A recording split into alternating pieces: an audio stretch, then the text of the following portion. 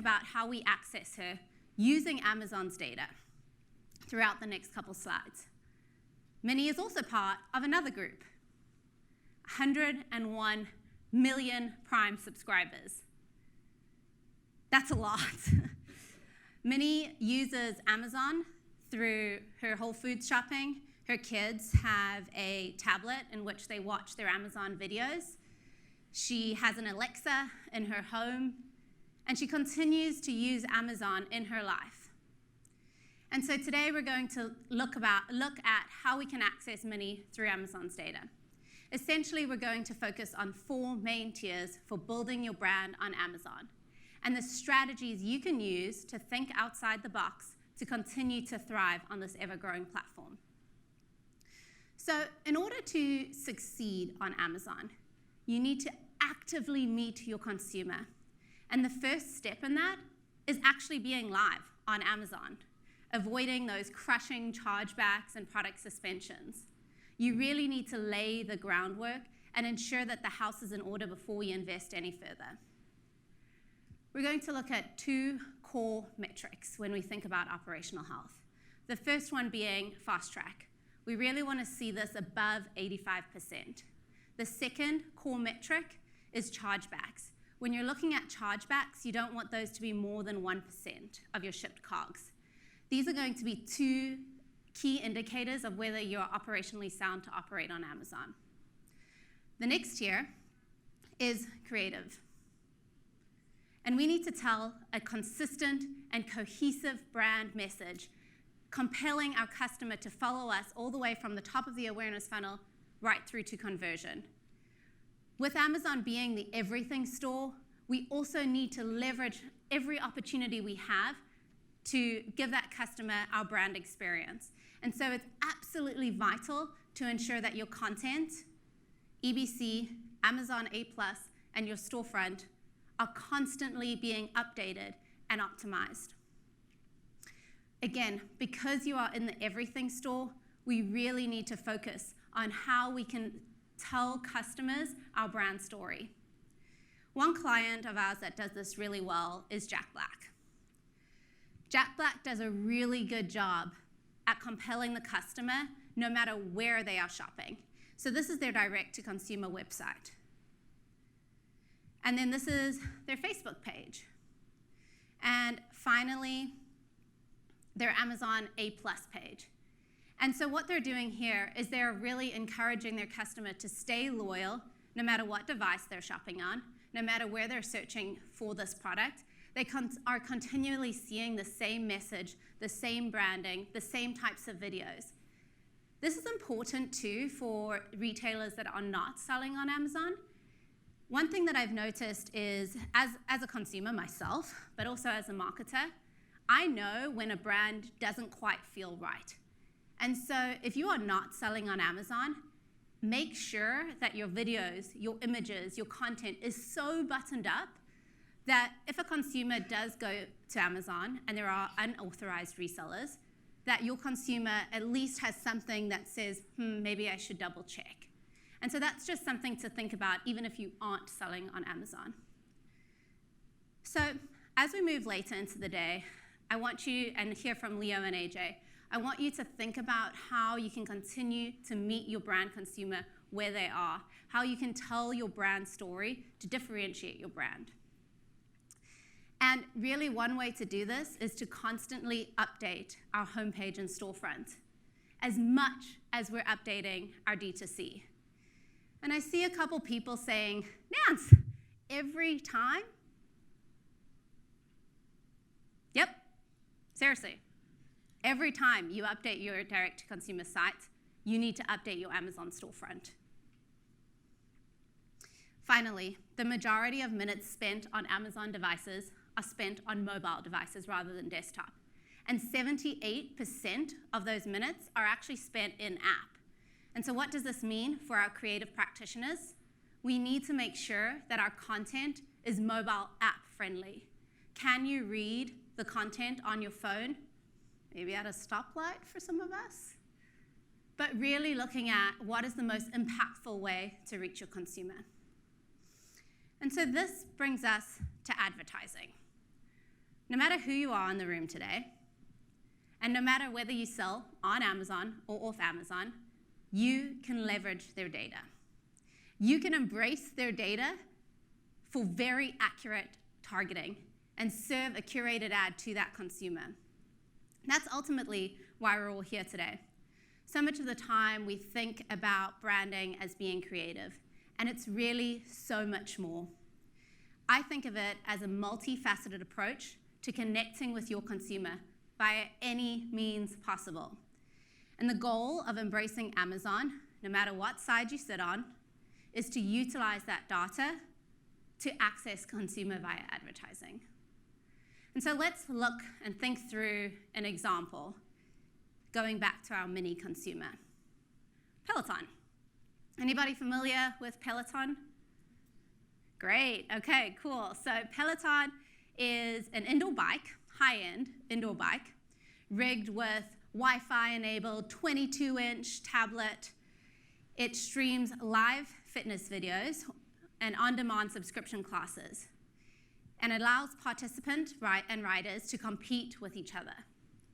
Essentially, it's like SoulCycle in your living room at your convenience with the same cult-like culture. And so again, let's go back to our consumer mini. Peloton currently does not sell on Amazon. However, they know what a powerful tool it can be to leverage buyer data. As mentioned, Peloton is a subscription model, and Amazon has over 101 million subscribers. That's about 30% of the US population. Let that sink in. Amazon also happens to be the ideal target market for Peloton. They can start to curate what type of consumer they want to go after, given age and disposable income. So Peloton wants access to Mini and Mini lookalikes. How? How are they going to gain access to this consumer? So Peloton will use Amazon's DSP to drive traffic back to their direct site. And while Google and Facebook can infer buying intentions, Amazon has loads of first-hand consumer purchasing data that can be used across the entire purchase funnel.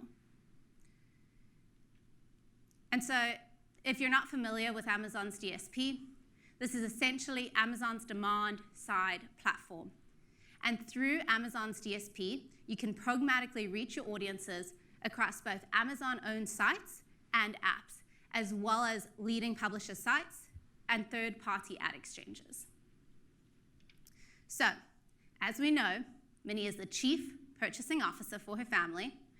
She's a mom on the go, but she also lives in New York, and so she takes the subway. And on her commute, she likes to read Forbes.com. And so Peloton wants to target Minnie on her commute during her busy day on Forbes.com. They also want her to target her while she's shopping on Amazon, on her Amazon app on the way home. So let's take a look at how we're going to do this. Step one, we really need to refine that target audience group. We need to understand who they are, what they do, and how we can access them.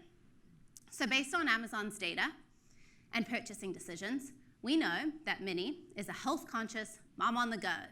She buys convenient, healthy snacks, and we can assume she's busy because her purchases are really quick, convenient packaged goods that are easy to carry around. We also know that she may not have time to go to the gym because we can see that she's previously purchased at-home subscription exercise programs.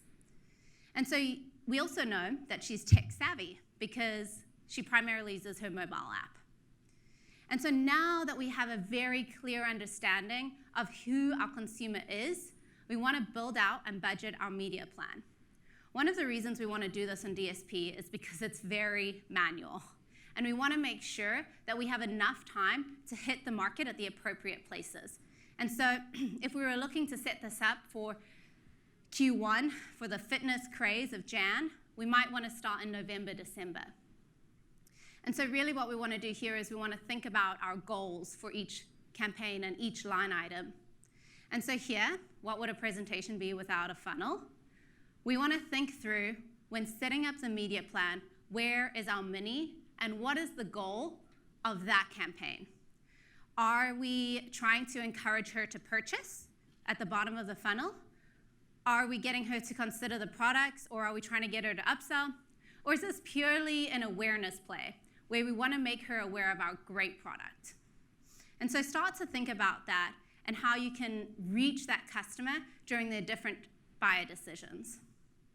When we look at Amazon's DSP segments, they actually mirror this quite closely. And so when we're thinking through it, purchase, we use retargeting segments. When we're looking at consideration, when we're looking at consideration, we use in-market. And when we're trying to go upper funnel, we're using our lifestyle segments to try and understand what our consumer is doing. And so this is what the system looks like when you go to build out the campaign. And as you can see here, there are over 100 million possible impressions per day for people who are considering or in market for sporting goods, including indoor, outdoor, exercise, and fitness products. Over 100 million! That's pretty cool. And so we can start to select this segment and really build out a campaign that is going to target those consumers that are in market for those exercise fitness products. We can start to refine it a little more and really understand how we can reach that consumer. And so, as marketers, we are trying to drive our mini without Amazon to Peloton.com using data to really send a curated ad, depending on where she is in that funnel. And so step 3 of setting up a DSP campaign is we need to create a pixel. We're going to put this pixel either on our homepage or a curated page, and we're also going to put it on our thank you page. The reason we want to do that is so that we can exclude past purchases. We shall then drive traffic to these pages. And once we have over 6,000 unique visits to the page that we select, we can then start to either retarget that consumer or create lookalike audiences so that we can then target Minnie and her friends. And so, the next time Minnie is browsing on Forbes.com or is picking up a couple things on her Amazon app, or her lookalike, Daisy, she is going to be served a Peloton ad, which is pretty cool and pretty powerful. And so here at Tinuiti, we've actually seen incredible success using this tool to help our clients. And we've really been at the forefront of using DSP as a marketing tool for our clients. We've seen incredible success to include 85% increase in detailed page views, and then a new to brand ROAS of 2.52. New to brand in this case means new from November 1st, 2018. And so essentially that's when that tool was released. And so November 1st this year, we'll be able to see who is new to the brand for the whole year. Total ROAS for total funnel awareness through consideration, we've seen 3.46. And so really I encourage you, whether you are a service or a travel agency, whether you're selling on Amazon or a luxury beauty product, I encourage you to think about how you can embrace Amazon's data to reach your customer. And then you're going to ask yourself, as we move through the day, do we pass the Coca-Cola test? Do you even know your core keywords that are absolutely essential that you show up for, no matter what platform your consumer is searching on? If you sell on Amazon, is your fast track above 85% and your shipped COGS, your chargebacks below 1% of your shipped COGS? Do we have a cohesive, compelling brand voice across platforms? And do we update our online strategy to meet any events or new products that we're doing? Do we have a keen understanding of our Amazon consumer, whether they shop on or off Amazon? And are we leveraging Amazon's DSP to access that consumer? Thank you.